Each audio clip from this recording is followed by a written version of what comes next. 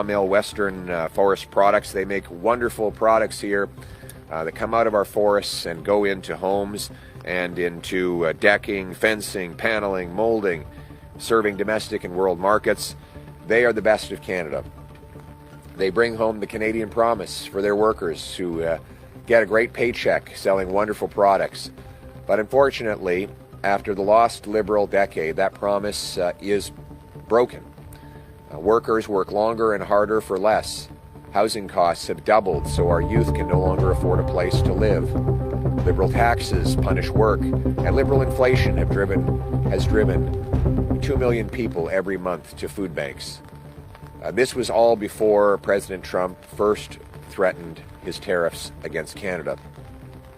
I was glad to learn that the President and Prime Minister spoke today, and like all Canadians, I hope they had a successful talk, and I look forward to hearing about the results that they achieved in that conversation for Canadians. But regardless of what was said, what is now clear is that it was a mistake over the last lost Liberal decade to weaken our economy and become more dependent on the Americans. Liberals blocked pipelines, LNG plants, port expansions, and other major projects because of a radical net zero ideology that has now made us more reliant on the Americans than ever before. We need to break that reliance. We need to put Canada first for a change by axing taxes on our industries to bring home more production, by lowering taxes on workers so they can spend at local small businesses, creating made-in-Canada jobs, by removing Liberal laws, C-69, the No New Pipelines law, by getting rid of the energy cap and the industrial carbon tax to bring production back to this country so that we can stand on our own 2 feet and stand up to the Americans with economic sovereignty. In other words, let's put Canada first. But one of the ways we can do that is also by making our communities safe again. Here in British Columbia, people are more afraid than ever before of crime. As our candidate, Tamara Cronus, will tell you, when she goes door knocking, she meets people who are struggling with fear, who are worried their cars will be stolen, that people addicted to drugs might rob them in order to pay for the addiction. We see addicts on street corners hunched over. We see tent cities that are routinely taken down and then pop up soon afterwards. This is the lost Liberal decade that even in the most beautiful places in the world, like Nanaimo, we have seen this promise broken. Violent crime is up 50%. Human trafficking up 84%. Calls to the National Human Trafficking Hotline up 238% in the last 6 years. The vast majority of victims of human trafficking are women and girls. And even if they escape and bravely report their ordeal, when their perpetrators are arrested, they are promptly released on bail or later on parole. And then they reoffend and do it all over again. Then there's the guns. 85% of guns used in crime come in through our borders mostly from the United States. Only 1% of our shipping containers are inspected. And the Liberals passed C5, getting rid of mandatory jail time for gun criminals. So the offenders who bring in these arms illegally get to serve their sentence in the comfort of their living room. They passed C75, which allows repeat rampant offenders to be released within hours of their latest arrest, meaning that in Vancouver, the same 40 offenders had to be arrested 6,000 times in a single year. Worst of all is the fentanyl. Opioids have killed 50,000 people during the lost Liberal decade of decriminalization and tax-funded supply.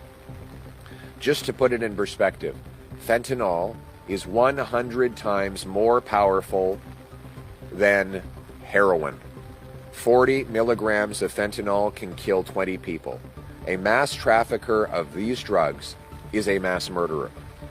He's like firing a gun into a crowded room. He doesn't know maybe who he's going to hit, but he's definitely killing somebody. 2 criminals were recently caught here in this area, Nanaimo, at a, quote, safe injection site sanctioned by the federal government under the Controlled Drugs and Substances Act and often funded with your tax dollars. There, these offenders were caught at the site by officers. They were caught with 245 grams of suspected methamphetamines, 230 grams of suspected cocaine, 45 grams of fentanyl. Another investigation led officers to find 640 grams of meth, 280 grams of cocaine, and 190 of fentanyl. They also seized 3 illegal firearms. Sadly, these stories are now all too common after the Liberals weakened our laws and allowed drugs in our streets. And because Liberals have stacked these laws one on top of the other, the problem compounds.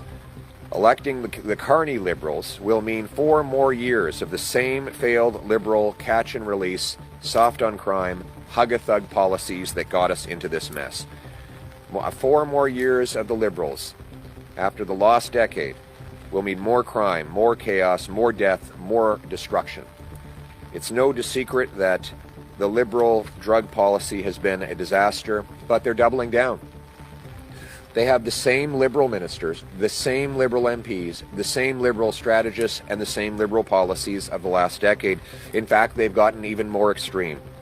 Now, the Liberals have brought on Gregor Robertson, the radical former mayor of Vancouver, who's known for running dangerous experiments like drug liberalization and so-called safe supply that flooded the streets.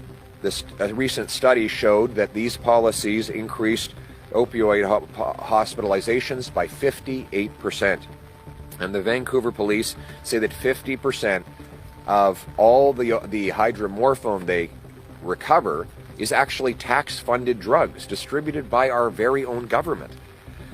It's nice to see the experts, so-called experts, finally acknowledging that they were wrong all along. But that does not mean the Liberals understand that. Gregor Robertson was one of the most radical zealots promoting free drugs in our communities, safe injection sites on every street corner, without consultation and regardless of whether people opposed.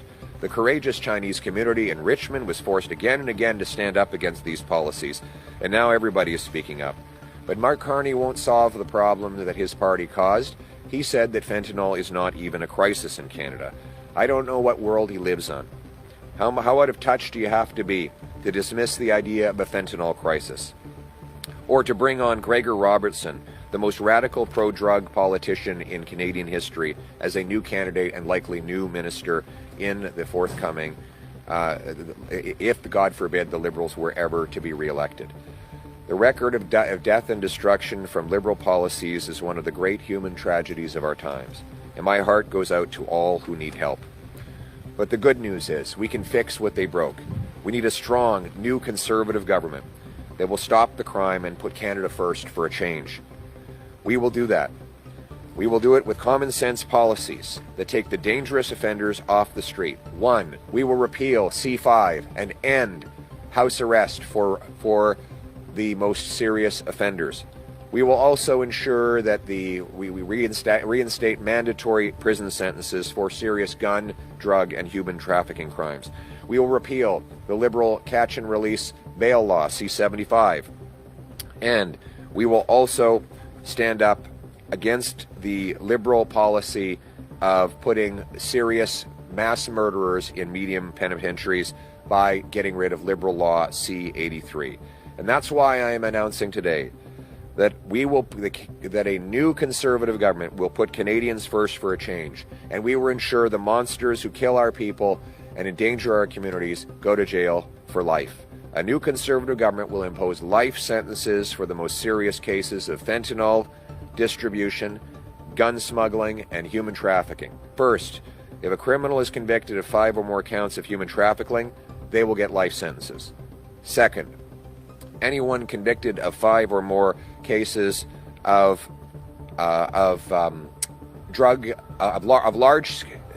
anyone convicted of large-scale trafficking of illegal firearms will get life sentences.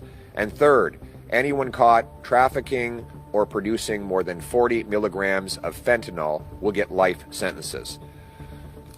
Life sentences will be in place to protect Canadians and to end the chaos in our streets. These policies are necessary to protect the charter rights of Canadians. We will end automatic bail for anyone charged with human trafficking, and we will strengthen human trafficking laws so that the prosecutors don't have to prove anymore that traffickers used fear and intimidation. Mark my words, if you exploit and terrorize our people, you will go to jail for life and you will never come out alive. If Canadians choose to put Canada first with a common-sense Conservative government, these monsters will be off our streets. No more revolving door. We will bring home stronger laws and safer streets. And the choice in the coming election on this will be very clear. After the lost Liberal decade of crime, chaos, drugs, and disorder, do Liberals deserve a fourth term, or is it time to put Canada first and to protect our people with a new Conservative government that will put offenders behind bars for good? We will restore the Canadian promise. We will make this a country where hard work pays off by cutting income tax 15%. We will make housing affordable by axing the sales tax on new homes and stimulating municipal governments to speed up permits and free up land so you can afford a place to live. We'll bring home our resource production by repealing anti-development laws and cutting taxes on investment so that we have strength to stand on our own 2 feet and stand up to the Americans. We'll bring home the promise that anyone from anywhere can achieve anything, where hard work gets you a great life on a safe street, in a beautiful house, protected by brave soldiers under our proud flag here in Canada. Canada first. Let's bring it home. Thank you. Who's ready to put Canada first for a change? Who's ready to axe some taxes?